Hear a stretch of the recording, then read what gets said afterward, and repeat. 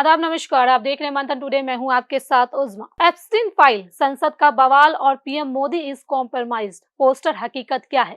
देश की संसद के बाहर आज सियासी भूचाल है। कांग्रेस सांसदों के हाथों में पोस्टर, जेफरी एप्स्टीन की तस्वीर, पीएम मोदी और जनरल नरवाने के नाम और एक लाइन जिसने सियासत में आग लगा दी, पीएम इज कॉम्प्रोमाइज। सवाल ये है, एप्स्टीन फाइल है क्या?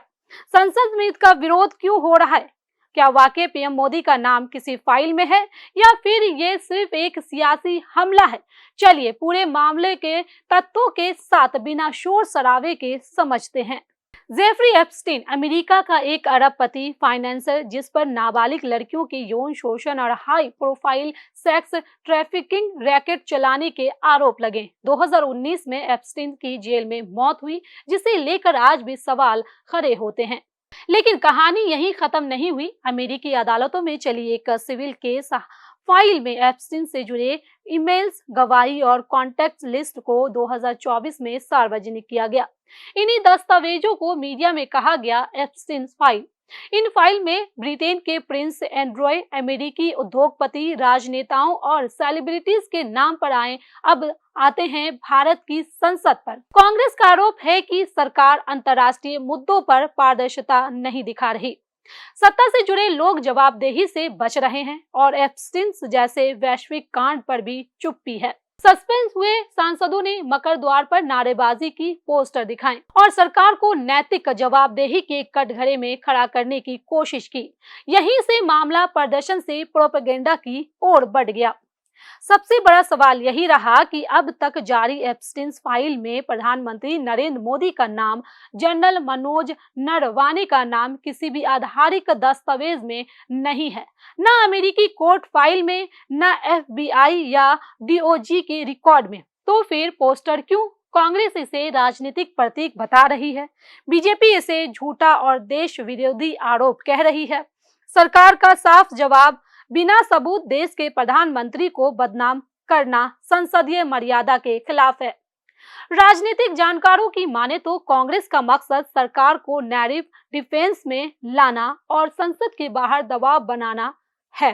बीजेपी का जवाब है इसे फेक लिंचिंग और अंतर्राष्ट्रीय साजिशों के नाम से जोड़ने की कोशिश बताना। यानी एप्स्टीन फाइल अब कानूनी नहीं, सियासी हथियार बन चुकी है। बड़ा सवाल, सच क्या है? एप्स्टीन एक अंतर्राष्ट्रीय अपराधी था, उसकी फाइल में कई बड़े नाम आए।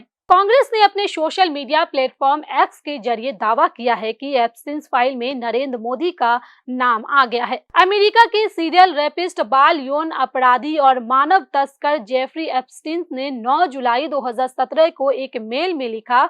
कांग्रेस ने लिखा है कि एप्स्टीन का साफ कहना है कि मोदी ने मुझसे सलाह ली है और अमेरिकी राष्ट्रपति के फायदे के लिए इजराइल में जाकर नाचे और गाएं। यह भी कहा गया कि ये काम कर गया। कांग्रेस ने 3 सवाल करते हुए लिखा कि नरेंद्र मोदी जेफरी एप्स्टीन से कैसी सलाह ले रहे थे?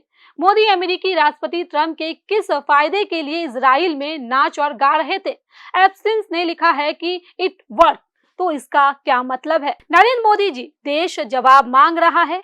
सीरियल रेपिस्ट एप्स्टीन से आपका क्या रिश्ता है? ये सारी बातें हुई विपक्ष की। लेकिन अब भारत के प्रधानमंत्री और सेना प्रमुख का नाम होने का कोई प्रमाण संसद में जो हो रहा है वो ज्यादा राजनीतिक टकराव है। सवाल ये नहीं कि एप्स्टीन कौन था, सवाल ये है कि अधूरी सच्चाई को पोस्टर बनाकर देश की राजनीति में कितनी दूर तक ले जाया जा सकता है। क्या आप सोच सकते हैं ये विरोध जरूरी है या फिर सियासी शोर? बताइए आपकी क्या है इस पर राय। तो चलिए फिलहाल इस खबर में बस इतना ही। देश दुनिया की ऐसी तमाम बड़ी खबरों के लिए बने रहे मंथन टुडे के साथ। साथ ही हमारे चैनल को लाइक करें, सब्सक्राइब करें, फॉलो करें और निष्पक्ष पत्रकारिता देखना है तो देखते रहे मंथन टुडे। बहुत बहुत शुक्रिया।